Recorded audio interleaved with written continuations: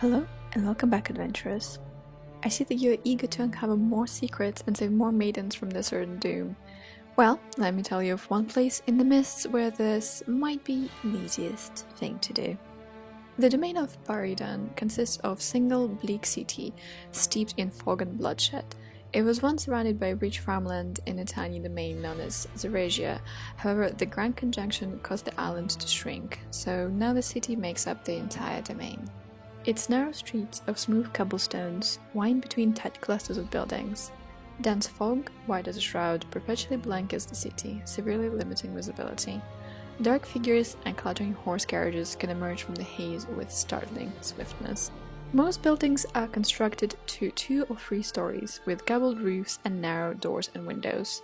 Dressed stone blocks or plastered brick is used in most homes and shops, with heavy timbers for support. Most structures are grey, unfriendly, and sparsely adorned with severe stone faces or ornaments of black iron. The estates of the wealthy are set back from the streets and surrounded by tall, forbidding gates and lovingly tended gardens. Once the fields vanished, the citizens began growing food in small, sickly gardens located in parks and on rooftops. These sources were supplemented with fishing and a nodal river that bisects the city. Further, the creatures once viewed as pets or vermin are now considered acceptable food sources. Starvation was at one time rampant among the city's poor. In recent years, however, the food problem has solved itself. Though food has not become more abundant, the population has decreased. The citizens of Paridon are somehow disappearing. The truth of the matter is that in addition to the domain shrinking, Paridon's sewage system was replaced with an independent domain of Timor. With those winding tunnels dwell monstrous creatures that feed on human flesh. Paridoners rarely venture out at night, fearful of violent madmen and stranger things. The domain's most infamous predator is Bloody Jack, a nearly mythic killer who goes on gruesome rampages every 13 years and whose latest rampage comes due this year.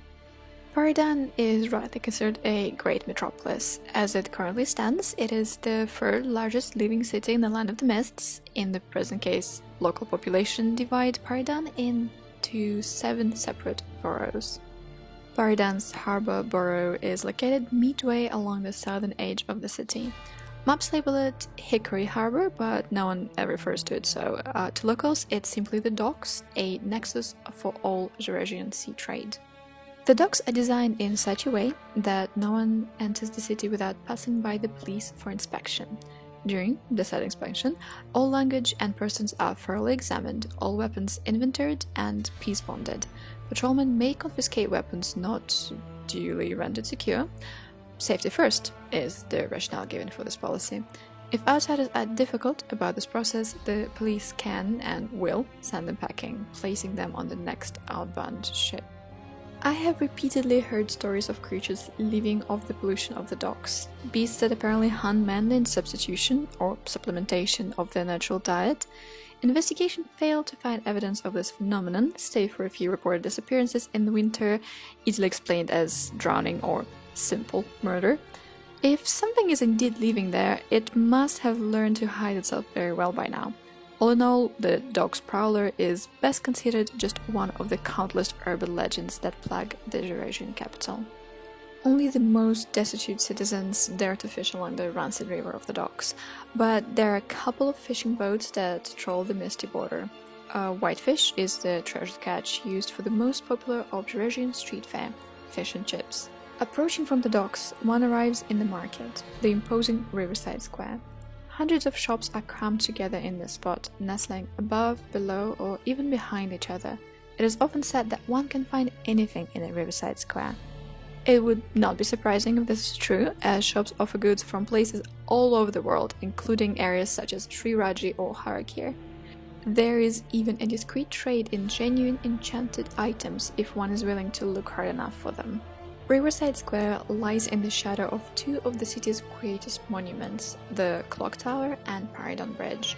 The Clock Tower is a gigantic piece of modern machinery that stands some 200 feet high and dictates the time for the entire city. Paridon Bridge is the sole point of attachment between the 2 halves of the city, stretching east to the bowels across the Nodnal. To the north of the clock tower is Riverside Park, the largest park outside of King's Quarters. Riverside Park was initially created as a symbol of Paridon's upper and lower classes coming together in harmony. This pleasant ideal of social cohesion is shattered every time a wealthy couple is mugged in the night by a gang from Blackchapel. Abutting the park is the Temple of Divine Form, which uses a small corner of former parkland as its cemetery. Near the temple proper are subsidiary lodges, dormitories for the celebrants, and the clergy's vegetable gardens. Blackchapel holds 2/3 of the city population in 1/4 of its area. King's Quarters' looming wall and the riverside factories cage Blackchapel. The borough is built around its primary traffic artery, Blackchapel Road, with its chapel resting at its southern end. With too few shelters for its many inhabitants, many homeless must huddle on street corners or seek shelter at the temple's hospice. Those who can afford it reside in tiny, cramped quarters. All of Riverside's factories face their doors towards Blackchapel, from which they receive their supply of cheap labor. Each factory has its own high security, backed up when necessary by units of Paridon police. The reason behind this additional expenditure is a reactionary force known as the Georgian Brothers of the Land. They have been vandalizing the factories in the name of human liberation from the machinery. It should come as no surprise that Blackchapel is the site of majority of Bloody Jack's murders. Were it not for their utter inhumanity, his killings would doubtless be given only passing attention. Every location at which a Bloody Jack victim has been found is marked by painted letters reading, "Jack was here." Bloody Jack's fame is owed in large part to one industry in Blackchapel, the Newsbill. Located on the edge of the factory district, its print shop is only non-factory building in the borough that rises 4 stories tall. Looking at it, one may wonder why it's not stripped bare by hungry populace, as the building has but a pair of guards at its front door. It is protected not by fear but respect. People in Blackchapel love their newspaper. Loved and hated in equal measure by the populace, this inescapable fixture of Georgian life is respected for exposing corruption and social ills, but despised for its shameless fear-mongering and delight in its scandal. It is insatiably read by thousands each morning. The Bowels are sandwiched between Shadwell and the South Shore, and holding the second largest population of all the boroughs. As you go up the Bowels, that is to say up the river, the houses are larger and more luxurious. Although homes are not as spacious as those of Shadwell, even the poorest end of the Bowels gleams brightly in comparison to Blackchapel. That area closest to the South Shore holds the precious chicken houses, the only commercial source of domestic meat products. Odd things happen in the Bowels. Missing persons are surprisingly common. Occasionally entire households vanish overnight. People sometimes run mad for the streets in the wee hours, screaming undecipherable gibberish. Shots will ring out and echo unanswered. Neighbors are oddly silent, doing no more than to peek through their curtains and ensure their own doors and windows are firmly locked. An almost visible air of leery paranoia blankets the borough, given its subtle yet intense edge of uncertainty. As one walks north past the Bowels, they will discover that the borough rests at the bottom of a slight hill. Up this hill is Shadwell. Here reside the elite of the middle class. This borough gives a soothing sense of confident security, and this mall lulls visitors into an assumption that Shadwell holds no dangers, but one should not assume regarding that point. People are very possessive and will often have a passerby arrested for trespassing. This may range from the metaphorical looking into a neighbor's window to a literal setting a foot upon his lawn. Shadwell's University of Paridon is foremost in the sciences, producing the world's finest engineers, doctors, and scientists. The school specializes in both medicine and chemistry, with many graduates in both fields. Some graduates emigrate to the core, where they make a profitable living by treating the sick and injured, or by teaching at mainland institutions. Shadwell has a large public sector that are visited by all classes. Among these are Metropolitan Cultural Center, the Paridon Art Gallery, and the Georgian National Library. The chief attraction for scholars is the Paridon Museum, an architectural behemoth holding artifacts from around the world. I once examined a museum schematic that revealed 2 more wings that are evident from outside, and I recall noting secret doors in the museum that might lead to them. A rickety, rotted wooden wall stands between the bowels and the south shore. Upon this wall, Jurassia's humans have carved or scrawled realms of malicious drawings, insults, and threats against the resident of this borough. There is but a single locked doorway for the wall, to which a sign has been nailed saying Jack's Way.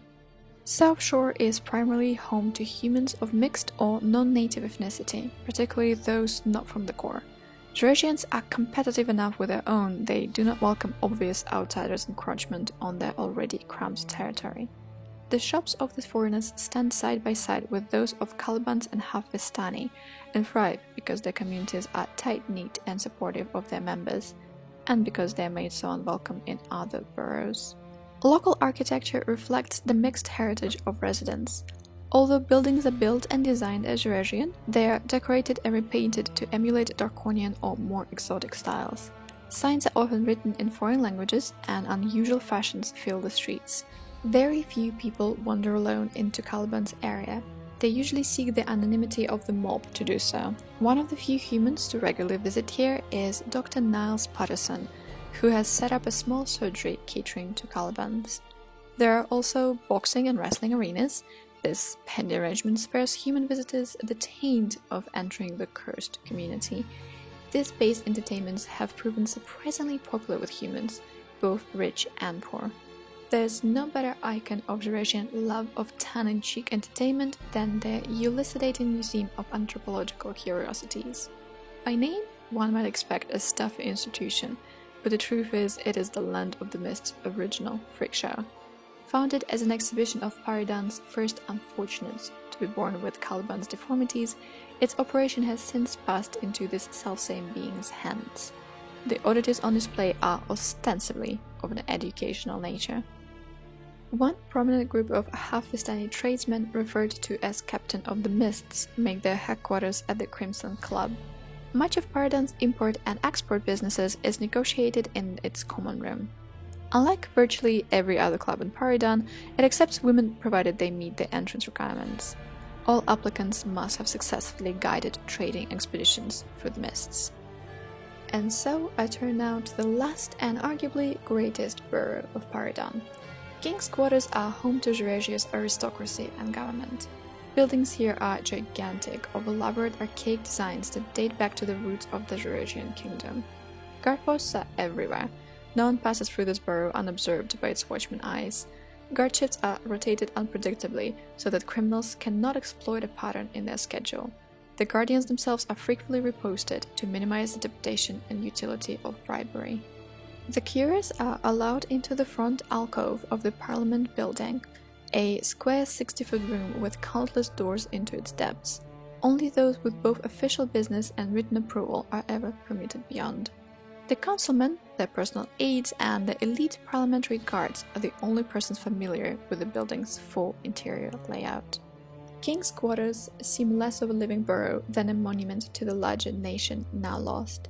Statues honoring famed Jurassian heroes of times past dot the landscape. No gardens or parks have been rededicated to cropland here. The Royal Jurassian Gallery hosts portraits of realm's past monarchs, most of them all but forgotten by the populace. The borough's posh residents walk about leisurely, well-fed and sleek, and interact little with the general populace save for the servants. The rest of the city, proud of its modern sophistication, look on this borough as a doddering old man, due shortly to be replaced by a younger, more vibrant heir. Thank you so much for your time, precious listeners. Next time we'll talk about the joys and suffering of people living in this stuffy domain. But for now, as always, take care while crossing the mists.